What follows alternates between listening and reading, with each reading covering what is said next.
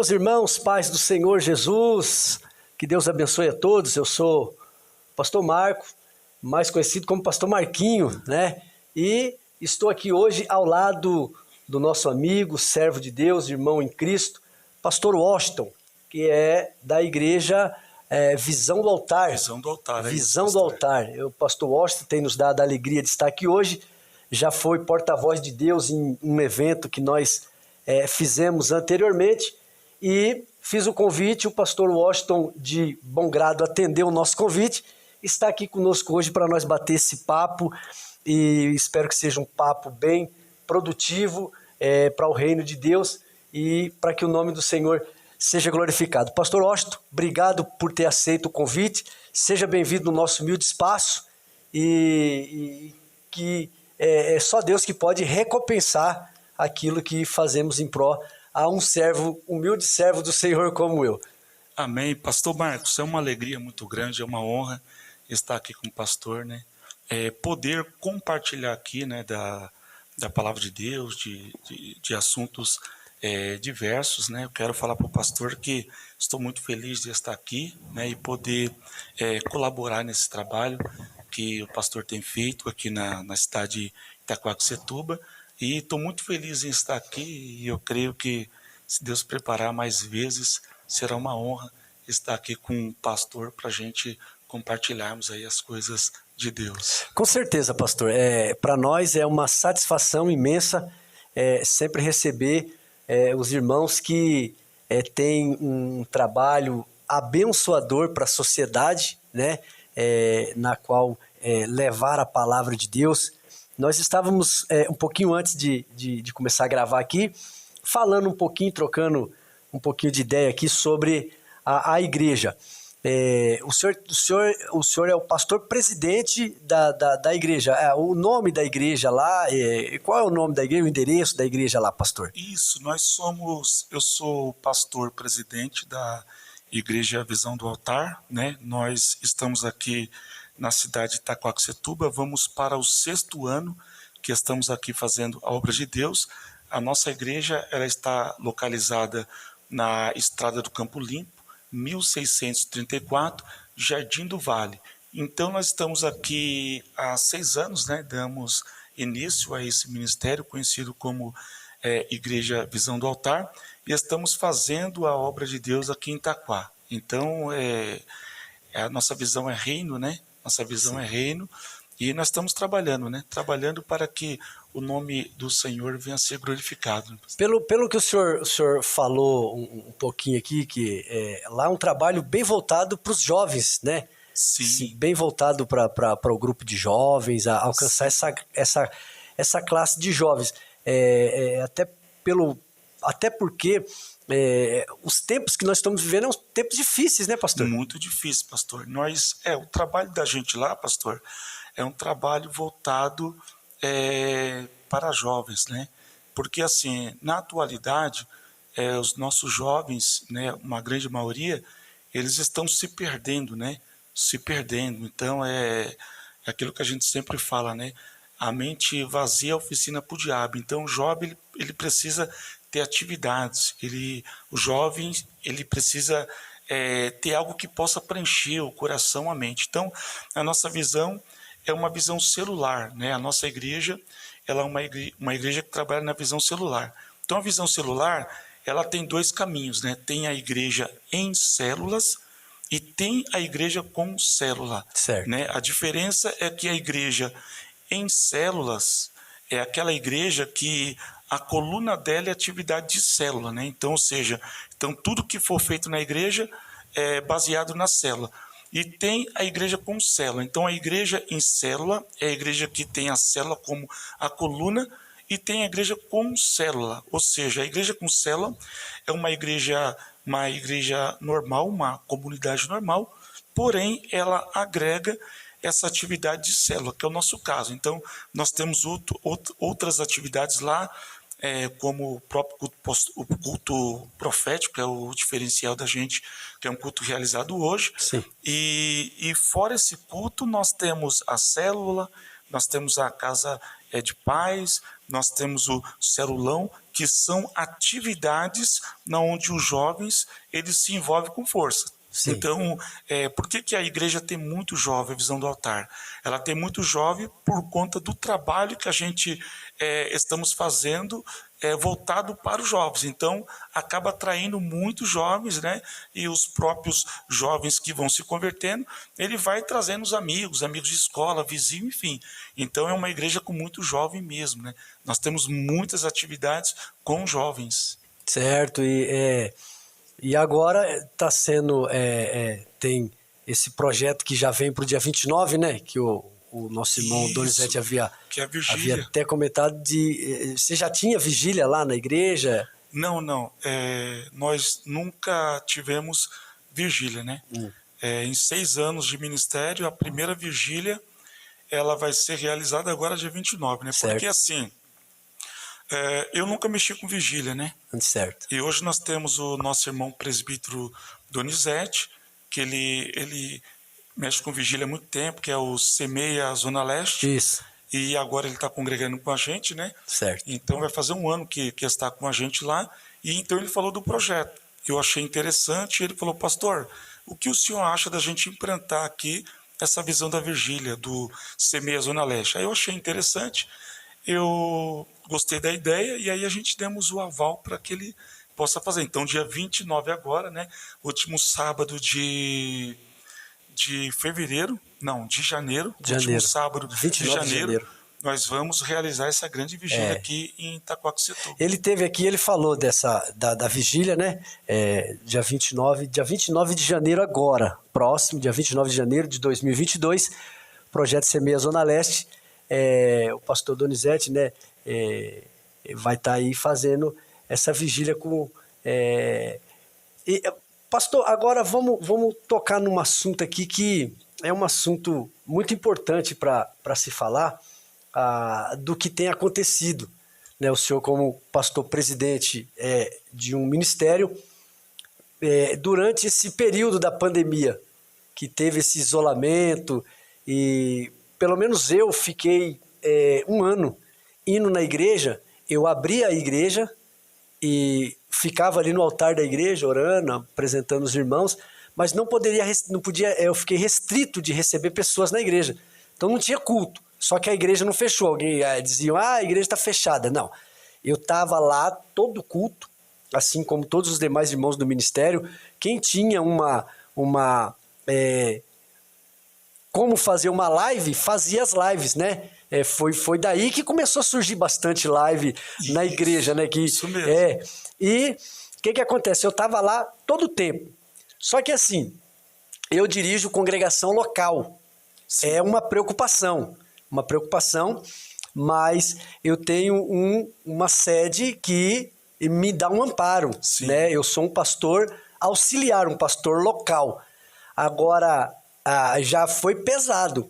O senhor, como pastor presidente que teve que segurar toda essa carga, como é que o senhor enfrentou esses 2 anos, que nós já estamos 2 anos, né, dessa pandemia? 2 anos, como é que 2020, ficou lá 2021. o ministério, pastor? Como é que o senhor conseguiu fazer essa manobra? Nós estamos retomando agora, mas teve outro surto, bastante gente infectada com a Covid, com essa gripe forte que veio.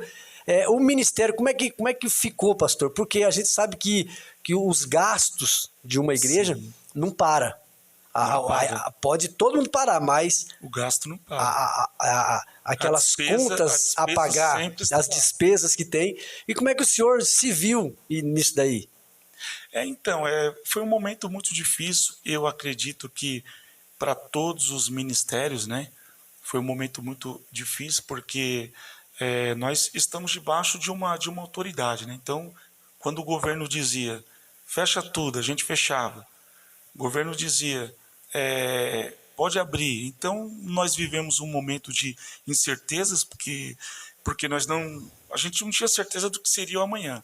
Então, a igreja, a princípio, quando ela começou a encarar a pandemia, no ano de 2020, todo mundo acreditava que seria um tempo curto, né? 15 dias. Ninguém acreditava que seria 2 anos, né? Então, ninguém estava preparado para 2 anos. Então, as igrejas que fecharam, né, que no caso a maioria, a minha também fechou, Sim. nós achávamos que depois de 1 mês, 2 meses, as coisas iam Tava normalizar. tudo normalizado. E isso não aconteceu. Então eu acredito que a crise, ela começou na igreja, não foi no começo da pandemia. Eu acredito que depois de 6 meses, 7 meses, quando os pastores, né, começaram a cair em si, começaram a ver que realmente o negócio é sério, aí foi quando a igreja começou a sofrer. Porque aquilo que o pastor acabou de falar agora, a igreja ela tem despesa, ela tem um gasto. E o gasto é alto, né, pastor? E o gasto da igreja é alto. Né? Então, assim, a igreja com a porta fechada ou com a porta aberta, a conta vai chegar do mesmo jeito. No caso do senhor lá, o templo lá é lá próprio não, alugado? É alugado. E o aluguel, presumo que não seja Não, é aluguel alto. Então, assim, nós temos o aluguel, né? Aí você coloca lá, despesa de tudo que nós temos, né? Então, você coloca internet, você coloca água, você coloca luz, né? Hoje eu estou pela obra. Então, se a gente coloca todos os gastos na mesa, porque assim, automaticamente o povo na pandemia se dispersa, a igreja está fechada, a igreja não abre. Por mais que nós estamos fazendo live, estamos visitando os irmãos nos lares, mas não é a mesma coisa. Sim. Porque quando a igreja está aberta, entra o dízimo, entra a oferta. Quando ela está fechada, entra mais geralmente os dízimos, mas aquelas ofertas do dia a dia já não entram. Então, automaticamente a renda da igreja ela cai. Então, eu acredito que a renda cai, mas a despesa não diminui. Não diminui. A despesa é a mesma. Essa é a dificuldade. Então, Sim. por que na pandemia teve muitas igrejas que fecharam, muitos pastores que tiveram que sair de um salão maior para ir para um salão menor? Por quê? Porque a situação obrigou que isso acontecesse. Então, assim, eu acho que a gente aprendemos muito, né? Então, a pandemia foi uma forma da gente olhar o reino de uma outra forma. Sim, sim. Né? Então, a pandemia nos ensinou muitas coisas. Então, assim, o que eu tenho a dizer para os irmãos é o quê? Que na pandemia nós sobrevivemos, mas sobrevivemos no limite, né? Orando, sim. pedindo direção para Deus, igual aquele ditado que diz, né? Vendendo o almoço para comer a janta, ou vice-versa. Por quê? Porque a gente vivia na dispensação de Deus. O que entrava, a gente acertava, às vezes atrasava algumas contas, né? Pagava as contas que era mais prioridade e respirava mais uns dias, ia pagando e assim nós fomos sobrevivendo, né?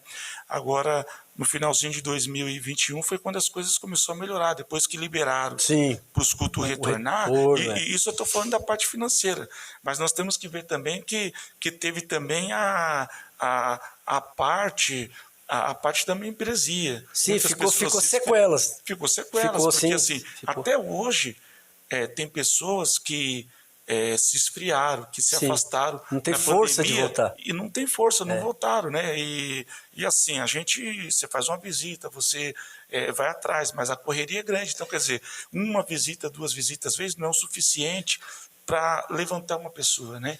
Então, as sequelas ficaram da pandemia. Muitas pessoas se esfriaram, muitas pessoas se desviaram. Então, agora que a igreja está retomando as atividades, então agora está começando a normalizar, mas nenhuma igreja agora está 100%. Porque na verdade 100%.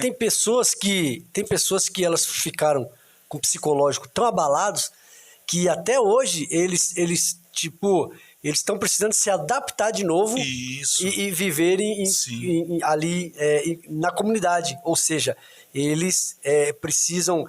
Eu estava falando com um irmão um dia desses e ele é coach.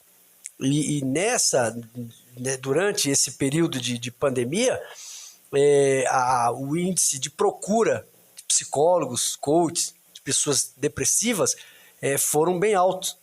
Porque teve... empresários que faliram, né? Faliram empresas que fechou, donos de estabelecimento que viram o seu negócio fechar porque não teve opção. Não teve opção. E, inclusive, a psicologia, o coach, ele ajuda a pessoa a recomeçar. Isso. Né? Nosso caso, nós que somos pastores, líderes evangélicos, temos a palavra de Deus que dá um norte para nós, pode ficar à vontade, pastor, fica tranquilo, dá um direcionamento para nós, né? A gente sabe que essas crises existiram, mas pessoas se foram, pessoas perderam pessoas importantes. No caso da minha filha, perdeu o esposo, que era o pastor dirigente da igreja, o pastor presidente da igreja. Meu Deus. Então, e ela teve que conduzir, nós estamos ali dando um apoio para ela. Enfim, mas assim como aconteceu no ministério dela, aconteceu em vários outros. E muitos outros, né? Eu vejo a dificuldade lá de reconquistar as pessoas, né? Sim. É o caso que o senhor falou, pessoas que foram embora e não têm força de voltar mais. O senhor exerce outra atividade remunerada fora que te dá um amparo? Não, só, então é voltado para o ministério. Hoje eu estou... vai fazer 1 ano e 2 meses que eu estou pelo ministério, né? Até porque, pastor, eu não sei, pode ser que o senhor me ajuda, me traga um respaldo que eu possa pensar de uma forma diferente, me ajuda nessa forma, isso é uma forma minha de pensar, né? Eu tenho um pensamento comigo, um exemplo, eu já fui para várias congregações, e toda congregação que nós íamos, se tinha alguma dificuldade ali, a gente procurava ajudar naquilo que a gente podia. Exemplo, o senhor chega numa congregação e lá você vê que não tem um equipamento de som na congregação, você vai fazer o quê? Angariar ali um recurso para comprar um som. E a igreja fica feliz quando consegue comprar aquele som, uma cadeira, um púlpito para o altar, enfim... tudo que eu coloco ali na igreja, eu procuro orar antes de fazer uso. Sim. Nós oramos e consagramos aquilo ali como um utensílio da casa de Deus. Então ele foi consagrado. Por isso que eu sempre digo aos irmãos que, irmãos, quando vocês vierem felizes aqui, comprou um carro novo, pastor, consagra meu carro. Eu não vou consagrar por quê? Porque se eu consagrar vai ser de uso exclusivo da obra. Então nós vamos orar para Deus, para abençoar o bem que Deus te deu, para você usufruir com a tua família, enfim, é uma bênção que Deus te deu, você desfrutar da bênção. Mas no caso do consagrado, ele é de uso exclusivo da obra de Deus. Ele não pode ser tirado para outra finalidade, que não seja para uso da obra. Aí vem a minha pergunta, pastor, eu sei que o senhor tem aí uma capacidade de conhecimento dentro do evangelho e acredito que o senhor vai me ajudar nessa resposta. Uma vez que um pastor ele é apresentado no ministério e ele é consagrado, ele não tem que ser de uso exclusivo do reino? Sim, do reino? Com certeza. Porque assim, pastor, onde vem o meu questionamento às vezes? Vamos supor, o senhor é pastor de um ministério. Sim. E o que acontece? O senhor tem um culto ali que começa às 19 horas. Isso. E o senhor sai daqui, nós estamos aqui no Alto Tietê, na cidade de Itaquaquecetuba. A gente acompanha a dificuldade que tem de transporte. Se for de carro, tem a dificuldade do trânsito. E o senhor vai trabalhar, um exemplo, no outro extremo da cidade. Você arruma um trabalho longe. E você sai de lá desse trabalho 5h30, 6 horas. Você vem naquela carreira para tentar chegar no culto. Enfim, sai cedo, volta tarde, isso desgasta. Muito. E a igreja precisa ser alimentada. Sim. O senhor precisa colocar alguma coisa para os irmãos. Essa, pastor, era a dificuldade que eu estava tendo, né?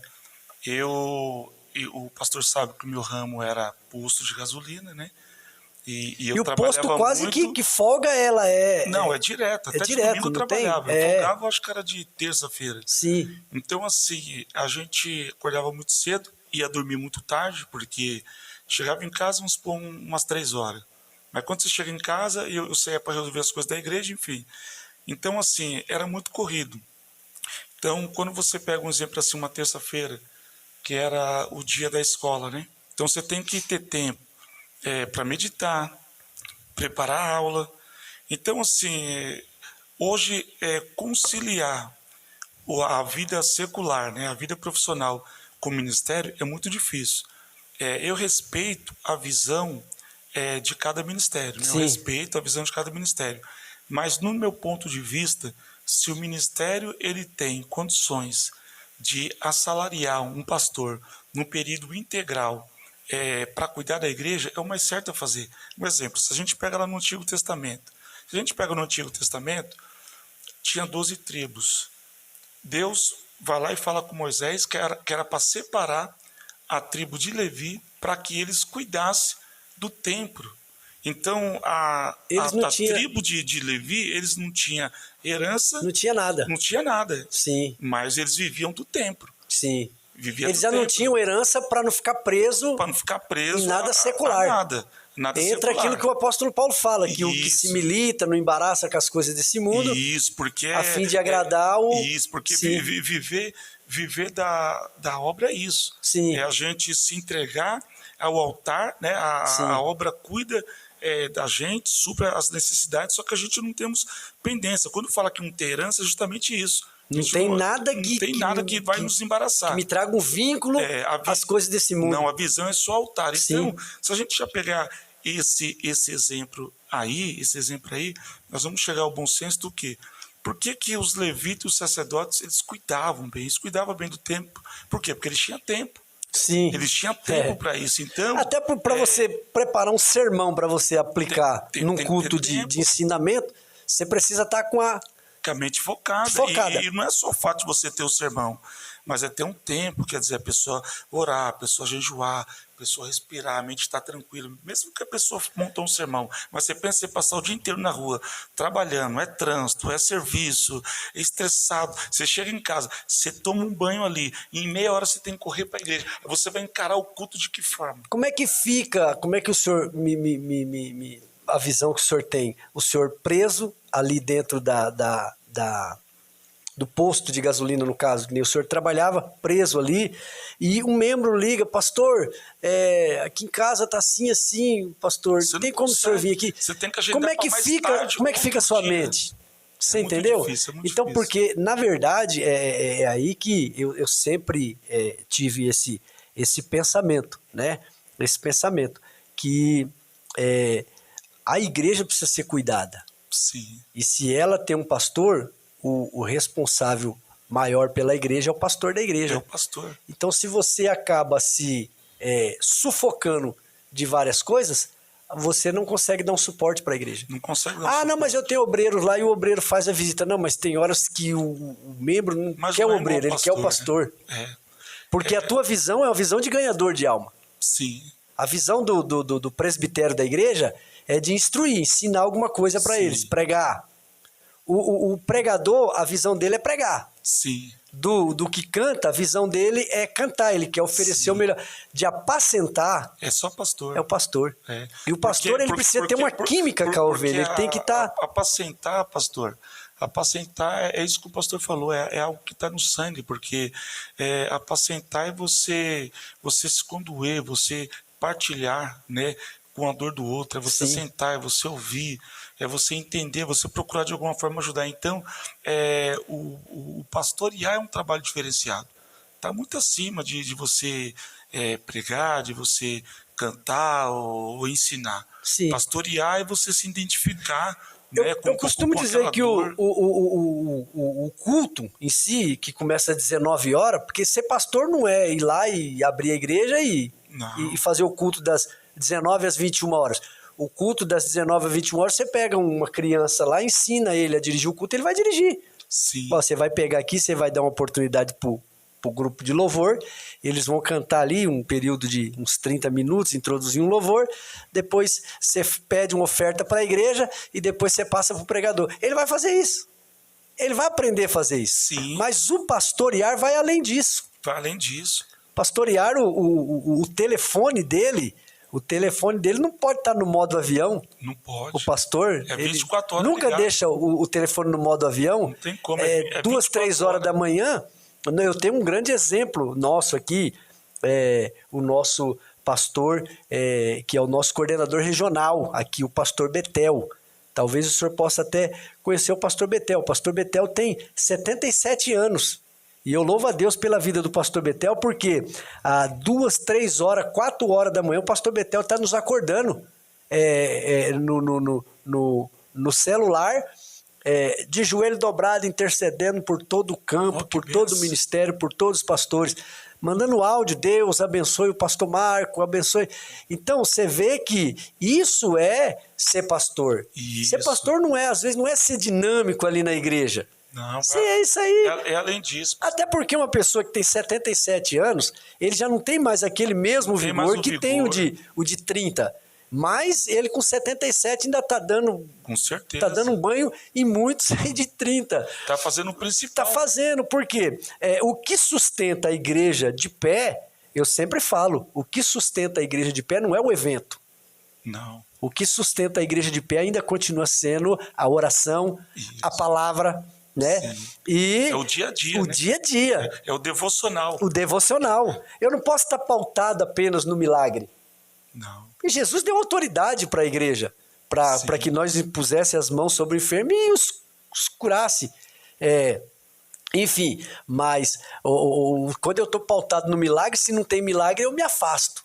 É verdade. Então eu preciso ter força. É onde eu busco uma força? E na oração. Pode, né, pastor? E já foi comprovado que você entra numa oração triste e sai alegre. Sim. Você entra depressivo e sai... A Bíblia diz que a Ana, ela entrou chorando, orando, angustiada, a ponto do sacerdote entender que ela estava embriagada e falou umas coisas para ela. Sim. Mas quando ela falou o problema dela e ele liberou a bênção, a Bíblia diz que o seu semblante já não era mais o mesmo. Não era o mesmo, mudou. Ela mudou, através do quê? Da oração. Da oração. Então, agora, voltando aqui, batendo na mesma tecla, como é que o senhor levanta às vezes 4, 5 horas da manhã para ir bater marreta o dia inteiro, que eu já fiz muito isso, bater marreta o dia inteiro, e quando chega de noite você chega quebrado. Sim. Você chega não aguentando os braços de dor, tudo que você quer fazer é tomar um banho, jantar e dormir. É verdade. E aí como é que você aguenta levantar, fazer uma campanha de oração 2, 3 horas da manhã? É muito difícil. Hoje nós estamos vivendo um momento onde tem muitos pastores que tentam, e eles tentam conciliar a vida profissional com o ministério. Hoje, quando consegue conciliar, um lado é sacrificado, né? Um lado, sim. E sempre né? Agora, assim, é questão de visão, né? Sim. Eu, pastor, penso assim, que se um ministério ele pode assalariar um pastor integral para que ele possa, ficar ali na obra o tempo inteiro, quem ganha com isso é o ministério. O ministério. É o ministério. Agora sim, se entrar, vamos supor, entre o lado financeiro, não tem condições, mas no mínimo uma ajuda de custo que vale a pena, para que talvez o pastor consiga um serviço com a carga horária menor, para que aquilo que ele ganha do ministério, aquela ajuda de custo, é o suficiente para ele, porque no mínimo, porque depende muito das condições do ministério. Sim. Mas eu acho que quando o ministério ele investe num obreiro e um pastor ele tem ali aquele período integral, o ministério não perde. Sim. Até então que a gente vamos ver que quando um pastor, vamos supor, um pastor ele não é assalariado, ele cuida da igreja, ele não é assalariado. Ele está trabalhando e tal ali, mas de repente ele perdeu o emprego. Ele perdeu o emprego, uma exposição, ele perdeu o emprego. E aí ele está cuidando da igreja, só que ele não tem nenhuma ajuda de custo. Perdeu o emprego. Aí, ao passar dos meses, ele começa a passar algumas necessidades. Aí aparece lá uma oportunidade de serviço para ele, das 2 às 10. Ele vai ter que escolher. Ou ele vai ter que trabalhar para poder sustentar a família dele, ou ele vai dirigir a igreja e vai passar fome. O que ele vai optar? Ele vai querer trabalhar por causa da família dele.